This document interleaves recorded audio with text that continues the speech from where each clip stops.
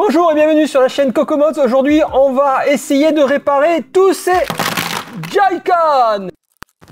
Alors la première chose que je fais, c'est tester évidemment tous les Joy-Con un par un. Alors c'est des Joy-Con que je garde depuis un moment sur des consoles que j'avais achetées qui ne fonctionnaient pas, et souvent les Joy-Con qui sont vendus avec sont des Joy-Con cassés. Donc je les teste un par un, je mets un petit sticker pour savoir la panne, et lors de mes tests je m'aperçois qu'en fait c'est quasiment que la même panne. C'est les sticks qui driftent, c'est-à-dire que elle donne une direction qu'elle ne devrait pas donner, ou alors le bouton L et R qui sont les boutons des gâchettes du haut qui sont cassés, sûrement dû à une chute, mais il faut les remplacer et on va voir surtout comment le faire. Bon, pour les stick drift, c'est juste démonter la manette, vous allez voir, c'est hyper simple. Par contre, pour les L et R, c'est un peu plus de travail et je vais le montrer au microscope. Donc là, juste pour un drift stick, c'est tout accéléré évidemment. Je démonte les 4 vis qui sont des vis à 3 branches. Et après, il suffit d'ouvrir. C'est assez facile, c'est assez rapide à faire. Franchement, si vous avez des Joy-Con avec les sticks qui driftent, faites-le, ça coûte moins de 10 € pour changer une paire de sticks. Vu le prix d'un Joy-Con, c'est vraiment une opération rentable. Et il y en a vraiment beaucoup en vente en plus sur Le Bon Coin, eBay. Donc franchement, allez-y et vous refaites une manette quasiment neuve. Donc voilà.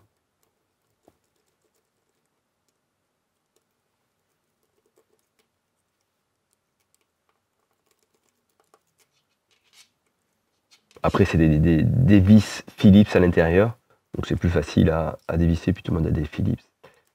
Il suffit de vraiment démonter. Alors là, c'est le joystick gauche, si je ne me trompe. Il est peut-être un petit peu plus facile parce qu'on a accès plus rapidement au stick, mais le principe avec le droit est le même. On ne reviendra pas forcément dessus.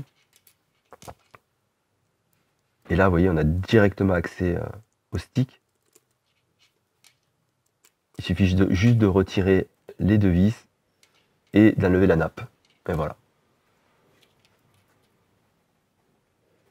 On remet un nouveau stick, on visse et c'est reparti pour des heures de jeu.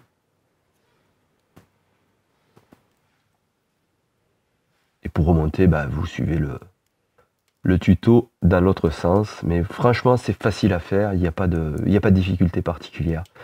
À part avoir 2 tournevis pour pouvoir le faire. Et c'est rapide à faire, il n'y a aucun risque. Encore une fois, les sticks coûtent vraiment peu cher.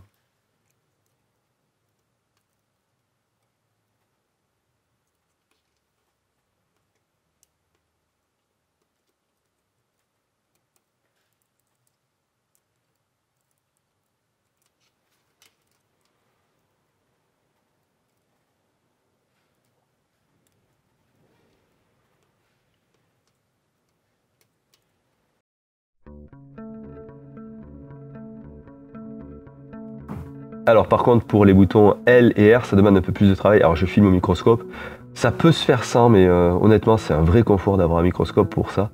Parce que souvent, le bouton s'arrache, il se casse, il arrache les pistes dessous. Donc là c'est ce que je fais. Alors dans un premier temps, ce que je fais, c'est je positionne le bouton le plus proche possible du côté. C'est important parce que vraiment c'est au millimètre près. Et après, je vais essayer de récupérer les 3 pistes. Donc, tu vois, là, c'est gratté avec un petit grinder, un petit appareil qui permet de gratter facilement les pistes. Et j'y ai accès immédiatement. Petit coup de nettoyage. On va reprendre un petit peu pour bien avoir la piste.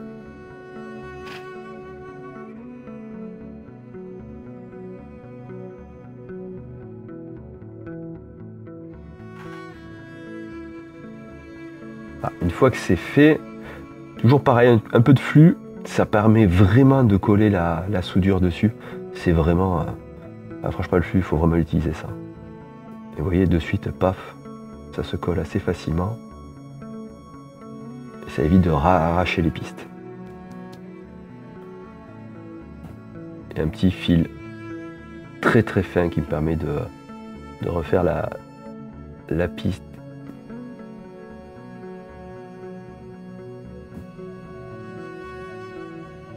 Alors le fil est pré-verni, donc bon, il ne faut pas hésiter à le gratter un peu, à lever le vernis pour pouvoir permettre de mettre de l'étain dessus et le souder. Mais voilà, la technique c'est la même. Et puis ouais, j'ai un cutter pour ceux qui ont vu les autres vidéos, donc je vais l'utiliser ici. Ah ben on le voit pas, désolé, je vous montrerai sur les autres fils.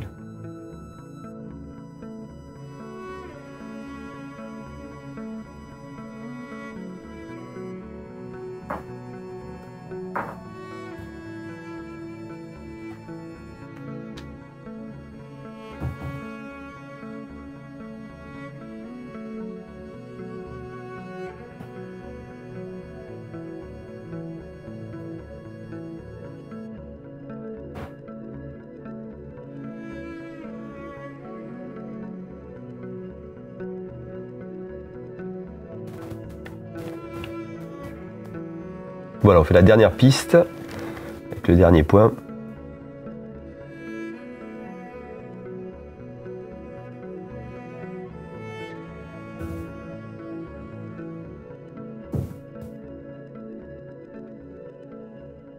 Ah, vous voyez, ce vernis là, il faut le retirer. Sinon le fil peut pas, l'étain ne peut pas se fusionner avec le fil. Voilà, c'est fait. Et voilà le cutter, vous allez voir, hop, petit coup de cutter, et ça s'enlève de suite.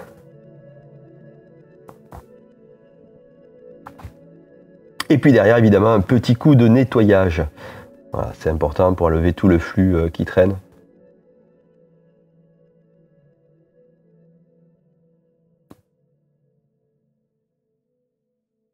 Voilà, avec un peu d'alcool, comme d'habitude.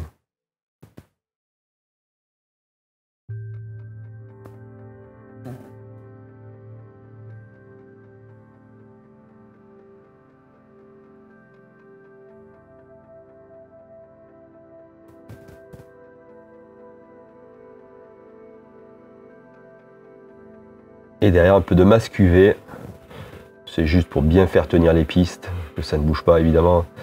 C'est pas ça qui tient le bouton, hein. Ce qui va tenir c'est les deux soudures qui seront sur la masse en haut et qu'on va reprendre après maintenant que c'est bien positionné. Mais là pour l'instant, ce qui m'intéresse c'est de renforcer les soudures et les pistes, et c'est toujours bien de mettre du masque UV. Donc le masque UV c'est tout simplement une sorte de colle si vous voulez, c'est un peu la résine que vous avez sur le PCB et qui solidifie à la lumière UV. Donc on peut y aller généreusement, en plus on en met, plus ça va être long à sécher. Là j'en mets plutôt pas mal, donc je vais laisser un peu plus que d'habitude avec ma lampe UV.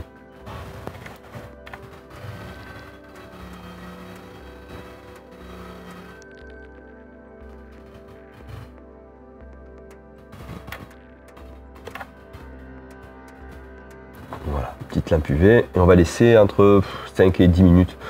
Pas d'urgence, il y a plein de choses à faire. Et voilà, une fois que c'est fini, ça devient sec, ça devient dur, et ça ne bouge pas.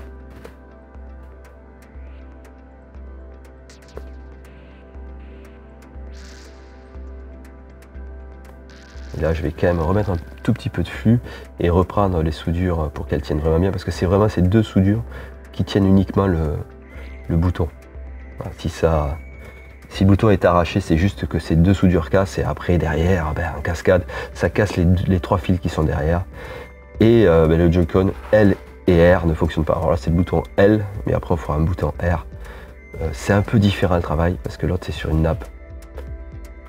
Mais globalement, c'est quasi similaire.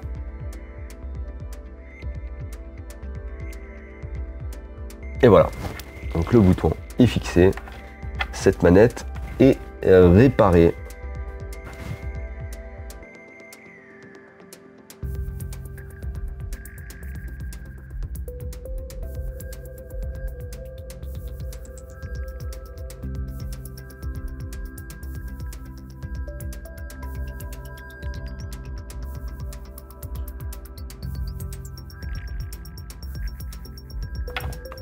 Donc là on est passé sur l'autre bouton, donc je crois que c'est le R. Si je me trompe, bah, désolé, vous pouvez m'insulter dans les commentaires.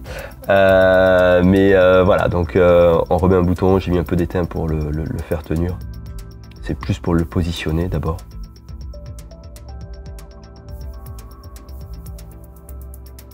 Et à la différence de l'autre bouton, il est sur une petite nappe. Alors peut-être que les nappes sont en vente ailleurs, mais honnêtement, si vous pouvez le récupérer, voilà, ces petits boutons coûtent genre 1 €, vous en avez plusieurs dizaines. Donc moi je l'ai acheté une fois.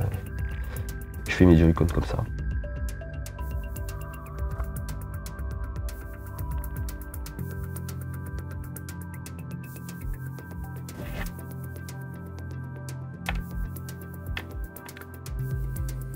Et là on va faire pareil, mais il faut faire vraiment très attention parce que du coup c'est comme c'est un flex, c'est très fin. Donc il faut vraiment juste exposer le cuivre et là ça va nous permettre de restaurer les pistes.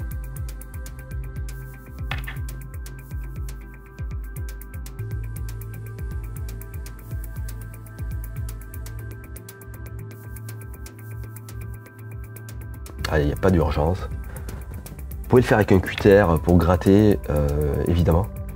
Mais l'opération sera beaucoup plus délicate. Et franchement, ce petit outil, il est magique et ça coûte pareil, moins de 10 € pour gratter vos pistes.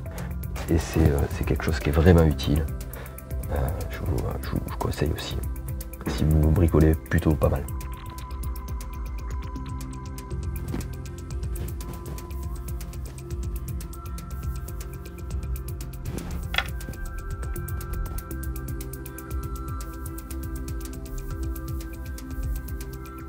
Donc j'étame légèrement pour préparer le fil. Ça sera plus facile d'installer le fil. Pareil sur le bouton.